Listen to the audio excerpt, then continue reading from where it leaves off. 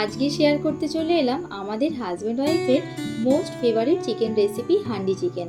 খুবই সহজে এবং লোভনীয় স্বাদের এই চিকেনটি কিন্তু কোনো রকম ঝামেলা ছাড়া খুব সহজেই কম সময়ের মধ্যে বানিয়ে ফেলতে পারেন। আমাদের বাড়িতে এক সময় কয়েকজন গেস্টকে আমরা এই রান্নাটি করে খাইয়েছিলাম।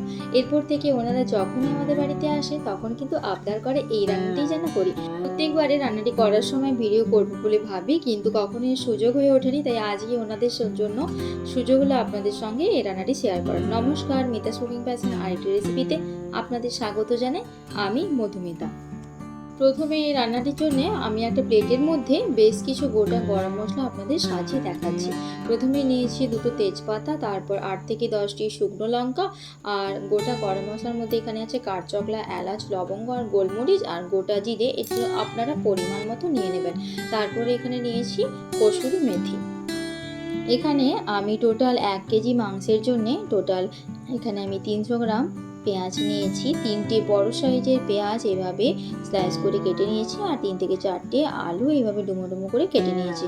আর আগের দিন রাতে আদা, রসুন এবং কাঁচা লঙ্কা পেস্ট করে রেখেছিলাম।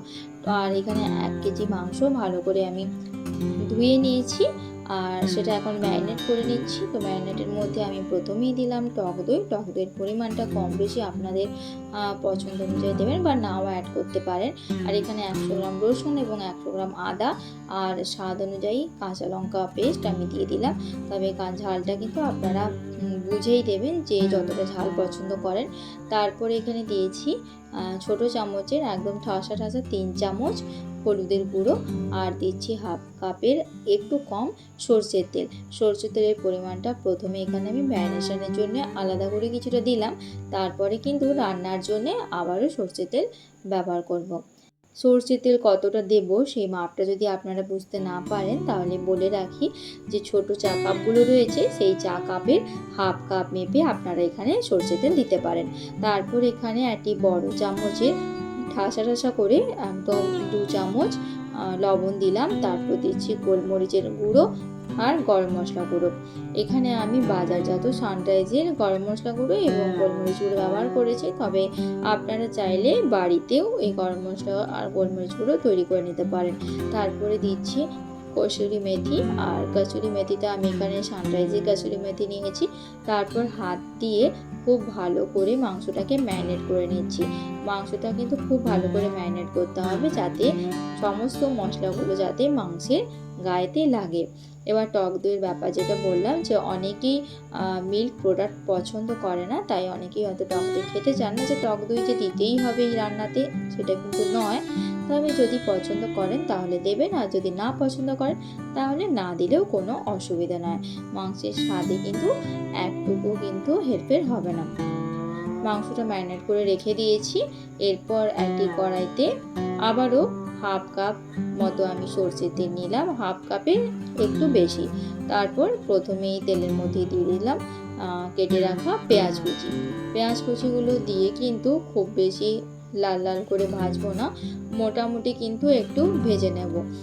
খুব বেশি একদম লালচে হবে না, আবার একদম কিন্তু কাঁচাও থাকবে না। পেঁয়াজটাকে এইভাবেই লাল করে ভেজে নিয়েছি। এরপর এই হান্ডি চিকেনের জন্য আমাদের লাগছে এখানে হান্ডি। এখানে আমরা একটা মিডিয়াম সাইজের একটু বড় দেখে হান্ডি নিয়েছি এবং তার মধ্যে প্রথমেই আমি অ্যাড করছি গোটা গরম মশলাগুলো। তবে এখানে অর্ধেক করে আমি প্রথমে অ্যাড করছি, যেমন 1টি তেজপাতা আর 5-6টি শুকনো লঙ্কা, আর যে গোটা জিরে, লবঙ্গ, এলাচ, কাঠচকলা সেগুলো আমি হাফ দিয়েছি। তারপর ওই চিকেনটাকে আবারও যে পেঁয়াজটা ভেজে নিয়েছিলাম সেটা দিয়ে আবারও খুব ভালো করে ম্যারিনেট করে নিচ্ছি। আর এর সময় কিন্তু পেঁয়াজটা ভীষণ গরম রয়েছে, তাই নিচ থেকে ম্যারিনেট করা মাংসটা একটু ওপরের দিকে তুলে তারপর কিন্তু ভালো করে ম্যারিনেট করে নিয়েছি। আর ভালো করে মিশিয়ে নিতে হবে যাতে পেঁয়াজটাও মাংসের সঙ্গে সব জায়গাতে ভালো করে মিশে যায়। তারপর এটার সঙ্গে যে আলুগুলো ডুমো ডুমো করে কেটে রেখেছিলাম সেই আলুগুলোকেও কিন্তু এটার সঙ্গে ম্যারিনেট করে নিচ্ছি। ম্যারিনেটটা করে নিলে ভালো হয়, না হলে আপনারা না ম্যারিনেট করে নর্মালি এই আলুগুলো হাঁড়ির মধ্যেও দিয়ে দিতে পারেন। মাংসটা খুব ভালো করে ম্যারিনেশন কমপ্লিট। তো এবার এটাকে আমি হাঁড়ির মধ্যে ট্রান্সফার করে নেব। যার জন্য প্রথমে হাঁড়ির মধ্যে আমি দিলাম 1 চামচ গরম সরষের তেল, তারপরে ম্যারিনেট করা মাংসটা আমি পুরো হাঁডির মধ্যে দিয়ে দিচ্ছি। আর হাঁডিটাকে কিন্তু মাংসটা যতটা হবে হাঁডিতে যেন একটু স্পেস থাকে সেইভাবে কিন্তু একটা হাঁডি নিতে হবে। তো আমার এখানে 1 কেজি মাংসের জন্য এই হাঁডিটা কিন্তু একদম ফিট আছে। আর এখানে বাকি যে গরম মশলাগুলো সেগুলো ওপর থেকে দিয়ে দিলাম। আর দেখুন হাঁডির মধ্যে কিন্তু অনেকটা স্পেস রয়েছে। তারপরে ওপর থেকে আরও বেশ কিছুটা গরম করা সরষের তেল দিয়ে দিলাম। ওই 3 থেকে 4 চামচ মতো সরষের তেল দিলাম। আর ম্যারিনেট করা যে পাত্রটা সেটা ধুয়ে কিন্তু জল দিয়ে দিলাম। আর জলের পরিমাণটা কিন্তু এখানে মোটামুটি একটু বেশি দিতে হবে। আর জলটা এমনভাবে দিতে হবে যাতে মাংসটা যাতে জলের মধ্যে ডুবে থাকে, মানে জলের একদম নিচে ডুবে থাকবে না, কিন্তু জলের সঙ্গে যেন মাংসটা একদম ডুবে থাকে সেই রকমভাবে কিন্তু জলের পরিমাণটা দিতে হবে। ওই যে মগটা আমি দেখালাম ওই মগের টোটাল হাফ মগের একটু বেশি আমি জল দিয়েছি। এখন ভালো করে ম্যারিনেট করা মাংসটা কিন্তু আমি একটু মিক্স করে নিচ্ছি হাঁডির মধ্যে। দেখুন এখানে কিন্তু জলের পরিমাণ আর একটু লাগবে। মাংসটা একদম জলের সঙ্গেই একদম গায়ে গায়ে রয়েছে, কিন্তু এমনভাবে জলটা দিতে হবে যাতে মাংস এবং জলে যেন সমান হয়। তাতে করে যেহেতু এটা ভেতরে রান্না হবে আমরা কিন্তু এটাকে নাড়াচাড়া করার সুযোগ পাবো না। একেবারেই যেটা কুক হবে সেটা কিন্তু একদম ভেতরেই এটা কুক হবে। তার জন্য আর একটু কিন্তু আমি এখানে জল দিয়ে দিলাম। তো আর একটু ওই যে মগটা সেই মগের 4 ভাগের 1 ভাগ আমি জল দিয়ে দিয়েছি। ঠিক এই রকমভাবেই কিন্তু জলের পরিমাণটা দিতে হবে। এরপর এটাকে আমি ঢাকা দিয়ে দেব। মুখে ঢাকনাটা লাগিয়ে দিয়েছি। আর ঢাকাটা দিয়ে তারপর এটা যে কাজটা করতে হবে কিছুটা আটা মেখে নিতে হবে। ময়দা ব্যবহার করা যাবে না, আটাটাই ব্যবহার করতে হবে। আটাটা ভালো করে খুব বেশি নরম করে মাখবেন না, একটু শক্ত শক্ত করে মেখে তারপর কিন্তু আটা মাখাটা দিয়ে এই হাঁডির মুখটা কিন্তু বন্ধ করে দিতে হবে।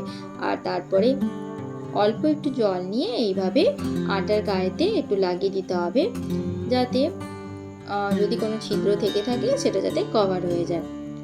এরপর এটাকে লো টু মিডিয়াম আঁচে 30 থেকে 40 মিনিটের জন্য এটাকে বসিয়ে দিতে হবে। তারপর এটা কিন্তু পুরো হাঁডির ভেতরেই এটা রান্না হয়ে যাবে। এরপর কিন্তু আমাদের আর কোনো কাজ নেই। আর দেখুন এটা কিন্তু ভ্যাপার বেরোচ্ছে, মানে আর একটা বেশ ভালো একটা যখন স্মেল আসবে তখন বুঝতেই পারবেন যে রান্নাটা হয়েছে। আর এই ভ্যাপারটা থেকে একটা বেশ রান্নাটা যখন কমপ্লিট হয়ে যায় অলমোস্ট, তখন কিন্তু এইভাবে একটু আটাটা একটু ছিদ্র হয়ে যায়, তারপর ওখান থেকে একটু এইভাবে ভ্যাপার বেরোয়। আর ওইটা যে সুগন্ধটা ওইটা কিন্তু জাস্ট দারুণ লাগে। আর তখনই বুঝে যাবেন যে রান্নাটা কিন্তু হয়ে গেছে। আর এই রান্নাতে একটু ঝোল ঝোল থাকলে ঝোলটা খেতে কিন্তু বেশ ভালো লাগে। এই চিকেনের থেকে আমার কিন্তু ঝোলটা খেতে বেশ ভালো লাগে। ইভেন আমার যে গেস্টরা তারা কিন্তু একটু এই ঝোলটার জন্যই আবদার করে, তাই জলের পরিমাণটা কিন্তু আমি একটু বেশি দিই এই কারণে। দেখুন এখন ঢাকাটা খুলে নিয়েছি, একদম গরম অবস্থাতেই কিন্তু এটা খুলে নিয়েছি। আপনারা যদি না চান তাহলে একটু ঠান্ডা করে খুলে নিতে পারেন। তারপর এটা আপনাদেরকে একটু তুলে দেখাচ্ছি, দেখুন কতটা গরম রয়েছে। আর মাংসটা কিন্তু ওয়েল কুক হয়েছে। আর দারুণ জাস্ট লোভনীয় সুস্বাদু একটা চিকেন রেসিপি আপনাদের সঙ্গে শেয়ার করতে পেরে আমার কিন্তু বেশ ভালো লেগেছে। আর আপনাদের কেমন লেগেছে আমাকে কিন্তু অবশ্যই কমেন্ট করে জানাবেন। আর গরম গরম ভাতের সঙ্গে আমি এটা সার্ভ করে নিচ্ছি। ভিডিও ভালো লাগলে অবশ্যই আমার পেজটি লাইক, শেয়ার এবং ফলো করে দেবেন। আর যদি YouTube channel Mita's cooking class থেকে দেখছেন তো চ্যানেলটি লাইক, শেয়ার, সাবস্ক্রাইব করে দেবেন আরও নতুন নতুন ভিডিও পাওয়ার জন্য। এখনকার মতো বিদায় নিচ্ছি। আপনারা সকলেই ভালো থাকবেন, সুস্থ থাকবেন। পরবর্তী আবারও নতুন কোনো রেসিপি নিয়ে আপনাদের সামনে খুব তাড়াতাড়ি হাজির হয়ে যাব। আর ভিডিও ভালো লাগলে আমাকে অবশ্যই কমেন্ট করে জানাবেন। বাড়িতে আপনারা ট্রাই করবেন আর কেমন হয়েছিল খেতে আমাকে অবশ্যই কমেন্ট করে জানাবেন।